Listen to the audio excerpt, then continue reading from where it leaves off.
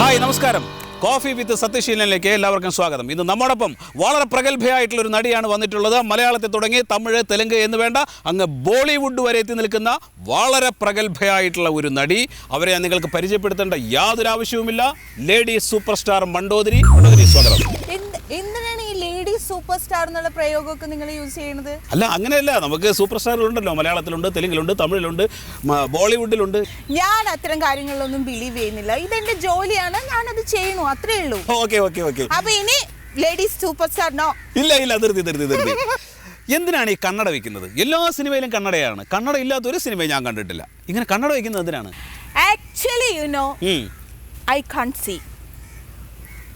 കാണില്ല. ഓക്കെ. ഇപ്പൊ ഒരു ബ്ലർ ആണ്, ഫുൾ ബ്ലർ ആണ്. അയ്യോ, കാണാനില്ല. അപ്പൊ എന്നെ കാണാനില്ലേ? No, I can't see you. എവിടെ പോയി? എവിടെ? ഞാൻ അവിടെ ഇല്ലല്ലോ. ഞാൻ ഇവിടെ അല്ലേ? So funny. So funny.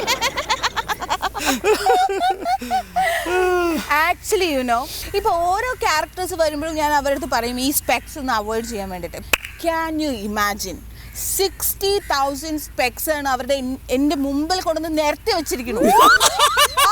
അതിലൊന്ന് ചൂസ് ചെയ്യാൻ അത് ഫുൾ ഞാൻ ട്രൈ ചെയ്തു. Why are you laughing? I'm serious. ഒരു കാര്യം അറിയോ, ഒരു ലൈഫ് പാർട്ട്ണറെ ചൂസ് ചെയ്യാന്ന് പറഞ്ഞാല് അതിലും ഈസിയാണ്.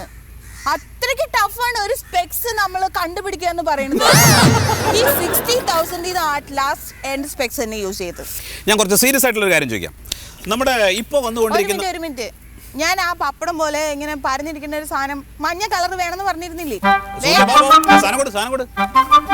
എന്റെ ലൈഫാണ്, എന്റെ ലൈഫ്. നമ്മുടെ ലൈഫ് തന്നെ നമ്മൾ തിന്നാൻ വേണ്ടിട്ടല്ലേ? ഇതായിരിക്കും. എന്നാ പിന്നെ ചായ ആവാലോ? യെസ്. അപ്പൊ എന്റെ ചോദ്യം ഇതായിരുന്നു. മലയാള സിനിമയില് ഇപ്പൊ വന്നുകൊണ്ടിരിക്കുന്ന മലയാള സിനിമയില് നായികമാരുടെ പ്രാധാന്യം എത്രത്തോളം ഉണ്ട്? എന്താണ് തോന്നിയിട്ടുള്ളത്? ഒരു ഇമ്പോർട്ടൻസും ഇല്ല. ഇപ്പൊ നായകൻ പറന്നടിക്കുന്നു, തലകുത്തി നിൽക്കുന്നു, അവരുടെ ഒരു ഹീറോയിസമാണ് കാണിക്കുന്നത്.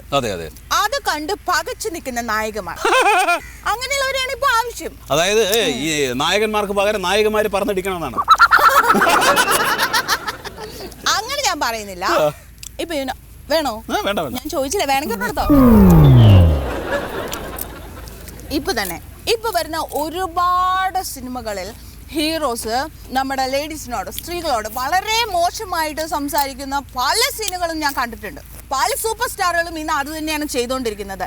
പറയുന്ന ഈ സൂപ്പർ സ്റ്റാർ എന്ന് പറയുന്ന ആള് ആരാണെന്നാണ് മണ്ടു പറയുന്നത്? എനിക്ക് പറയാൻ മടിയൊന്നും ഇല്ല. കാരണം ആസ് എൻ ഓഡിയൻ എനിക്ക് വളരെ ഇറിറ്റേറ്റഡ് ആയ ഒരു സിനിമ ഞാൻ ഈ ഇടയ്ക്ക് കണ്ടിരുന്നു, മിസ്റ്റർ ശീതളൻ ചെയ്തത്.